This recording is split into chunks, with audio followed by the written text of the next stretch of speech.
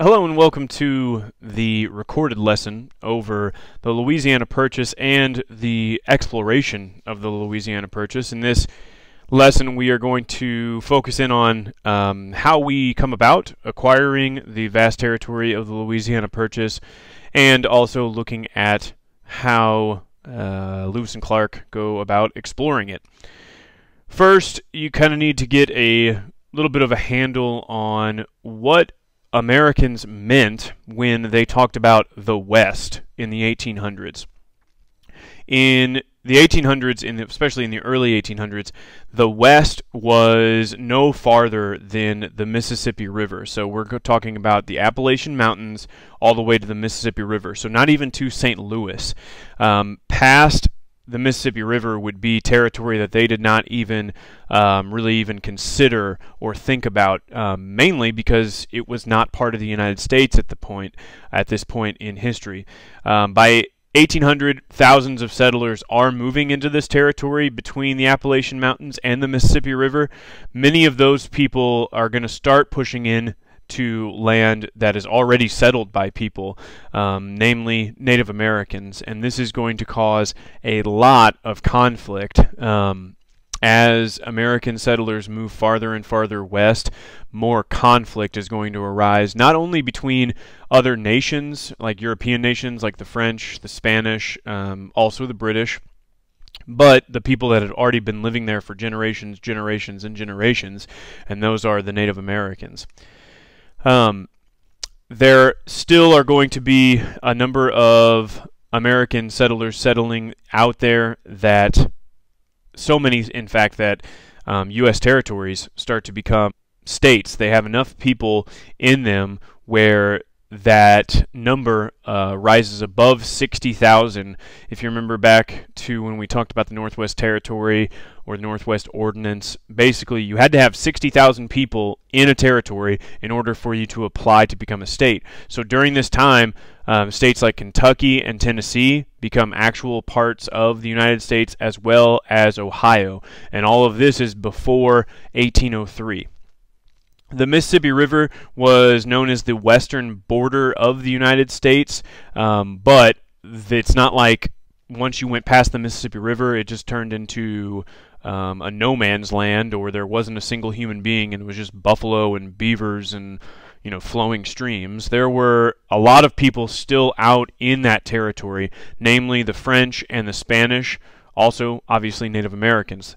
But the French and the Spanish nations were fighting over ownership of the Louisiana territory, and this Louisiana territory is what we know as the vast amount of land between the Mississippi River and all the way to the Rocky Mountains. So, the Mississippi River and the Rocky Mountains, all of that stuff in between. So states that you might identify with would be like Colorado, Kansas, Missouri, the Dakotas, Oklahoma. All of those states were all part of this huge Louisiana territory that the French and the Spanish were fighting over.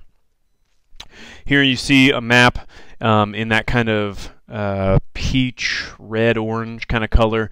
You'll see where it says Louisiana. That is the Louisiana territory that the Spanish and the French are all fighting over. To the west of that, you have New Spain, which obviously is controlled by Spain.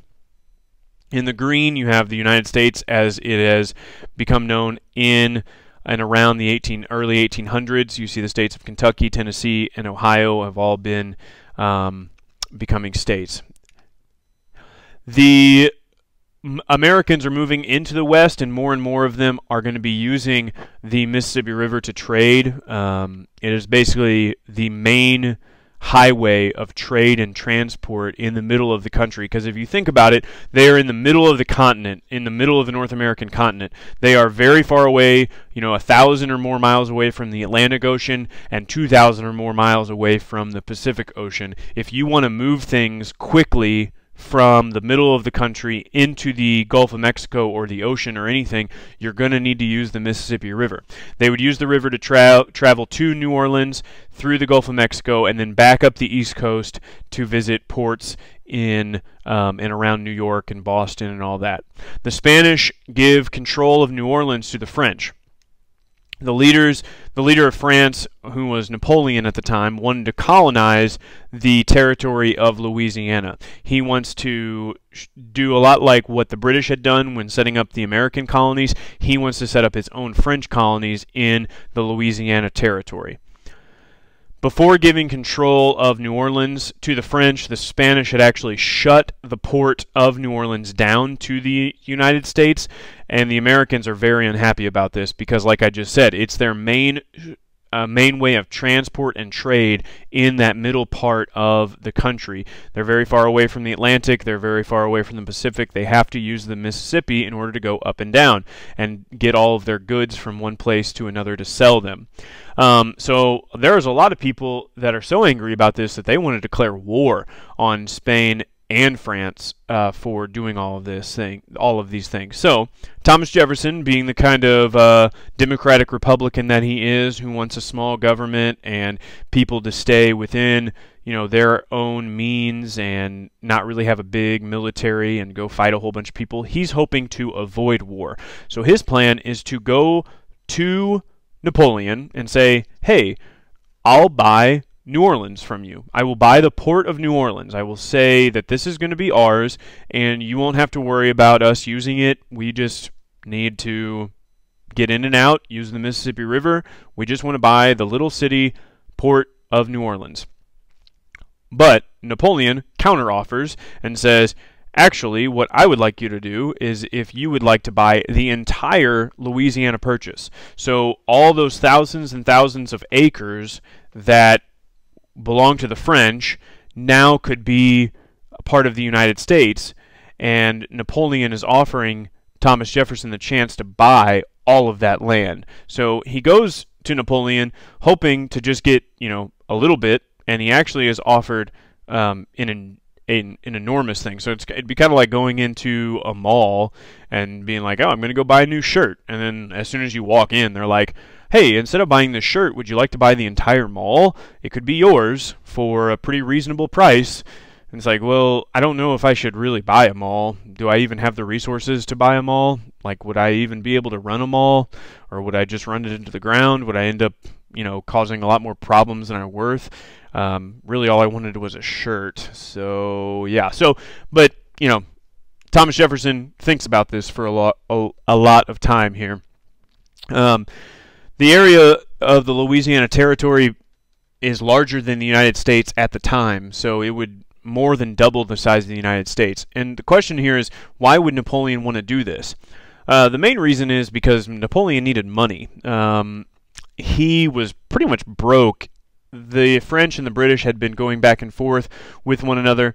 The French needed money for the war against the British. The land basically was not as valuable to Napoleon anymore because he needed money to buy bullets and guns and things to kill British people with, not a whole bunch of land just sitting there in North America. Jefferson is really excited about this because he wants a nation of farmers, and in order to have a nation of farmers, he needs a lot of land. The problem is he also has a very strict view of the Constitution, meaning that when he reads the Constitution, if it does not give him the power to do something, he is very uneasy about doing it. So nowhere in the Constitution does it say the President of the United States has the power to buy land. So he is very uneasy about this. He wants this country of farmers, but he's not sure about the fact that the Constitution doesn't say it. So he kind of grapples, goes back and forth with himself on this, and eventually on April 30th, 1803, he does go to Congress and ask to approve $15 million for the Louisiana Territory, and that works out to being about 3 cents an acre. Just to kind of give you an idea of how much land that is, an acre of land is roughly the size of a football field.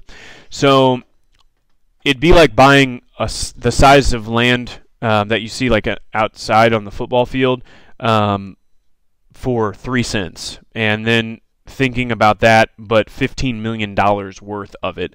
So it is an enormous amount of land. We're talking about almost 500,000 acres of land that we're purchasing. So about 500,000 football. So like imagine yourself in the middle of a football field looking around you, and then imagine like 10 more around you, and then 10 more around that, and then 10 more around that, and it just goes on and on and on. And that's how much land we're talking about. It's an enormous, almost unfathomable amount of land to be purchasing at once. But it does double the size of the United States. The Americans did not know much about the territory, but this would soon change because Jefferson decides to set up an expedition to explore the territory. Jefferson chooses Meriwether Lewis to lead the expedition. He had been Jefferson's personal secretary, so he trusted him, and he knew that he was a smart guy that would be able to do all these things. Meriwether Lewis chooses Lieutenant William Clark, who was an experienced map maker and outdoorsman, to co-lead the expedition. The expedition leaves from St. Louis in May of 1804 with 40 men. They're being charged with going out there to just basically see what is out there, see what they just bought for $15 million. They leave St. Louis. They follow the Missouri River all the way through Missouri. They basically have 3 things that they need. They're kind of like checklist things to come up with. So Lewis and Clark's main missions from Jefferson were A, to discover an all-water route to the Pacific. See if one existed. How do we get there? How do we use it? Because if we can get all the way to the Pacific, that means we can get all the way to Asia, which means that we can get more money from trade. They also wanted to establish good relationships with Native Americans, and then they also wanted to describe and collect samples of the landscape, plants, and animals.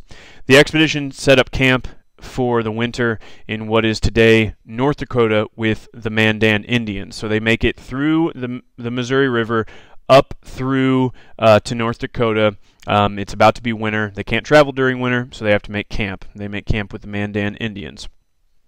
In the following spring, kind of you see where they're at. They would be close to this area where the Missouri River kind of splits off, where the Mandan Indians would be. In the next spring, in 1805, they continue up the Missouri River, and this is where Sacagawea comes in, or Sacagawea, or Sacagawea, or however many different ways that you want to say it. I say Sacagawea because that's how I was taught in like 3rd grade or whenever I first learned about this. Sacagawea is a Shoshone Indian. She has a husband, Charbonneau. They are very helpful in the Lewis and Clark expedition, the Corps of Discovery, because especially Sacagawea, because she spoke several languages, and she knew sign language. Not that she spoke several languages, including sign language, because you can't really speak sign language, but she knew it. So that was very big for the expedition going forward. And she also helped lead them through the Rocky Mountains. She knew kind of where the paths were and how to get through different places and how to arrive at certain areas. She got them through these areas safely, helped negotiate and navigate the Rocky Mountains and also Native Americans. The expedition reached the mouth of the Columbia River and finally the Pacific Ocean in November of 1805. They basically, they get to this place, they're like, all right, the Pacific Ocean, but it's not like you get there and then you can, record a video or send an email back to Thomas Jefferson and be like, hey, man, we're here. This is what we found. We're just going to hang out here for a while. They got to, turn around and go back and report their findings. They suffer a long winter, but they are able to return finally to St. Louis in 1806, more than 2 years after they started their first expedition. The expedition is invaluable to the United States and the American settlers. They brought back a wealth of information, samples. They discovered that there is no all-water route to the Pacific Ocean. They created the first reliable maps of the Louisiana Territory, which is going to be so valuable for the people that later go out and try to make money off of the fur trade and try to settle out in this area. And they did establish short-lived positive relationships with many Native American tribes. We say short-lived because if you fast forward just a few years, more and more settlers are going to come into the area, and like I said in the beginning, more settlers means more conflict with Native Americans. That's kind of all in the northern part of the Louisiana Territory. If you look down in the southern part of the Louisiana Territory, after Lewis and Clark in 1806, Zebulon Pike leaves from St. Louis with orders to explore the southern part of Louisiana Purchase. So Zebulon Pike, great name, he was able to find the sources of the Arkansas and the Red Rivers. He also accidentally kind of crosses into Spanish territory, and he is arrested and captured. They think that they're spies. They're held there for a while. They are ultimately released in 1807, but he keeps going. So he goes down through St. Louis. He goes into Colorado, where, if you've ever been to Colorado, there's a huge mountain in Colorado called Pike's Peak, and that's named after him, Zebulon Pike. He then goes down into the area that was actually controlled by Spain. He's like, "Whoa, whoops, my bad." They arrest him. They release him finally in 1807, and then he makes his way back. Pike does attempt to climb that mountain in Colorado called Pike's Peak, and the descriptions that he sends back are not great about these areas. He sends descriptions basically back that it is a treeless desert, and it led many people to maybe think, hey, we kind of got ripped off by the French. We've got a big treeless desert that we just bought, and it leads to the mistaken belief that the region was useless for farming, and that kind of slows settlement for multiple years. But as more and more time progresses, people begin to see there is a lot of value out in the Louisiana Territory, and it greatly increases the value of that area that would go forward. So this part of Thomas Jefferson's presidency is probably what he is most known for in terms of lasting effect on the United States. Grows the country, doubles it in size, sends Lewis and Clark out on the expedition into the Louisiana Territory, and a lot of value comes out of this time period in the 1804 to 1807 range of understanding what we got out of the Louisiana Purchase and what this new land means. But now we have we have now doubled our country in size, and ultimately that is going to be something that is good for us, but it also does cause problems, and we have things to deal with within our borders that kind of leads us to some fighting with Britain, and that's what we look at in the next lesson.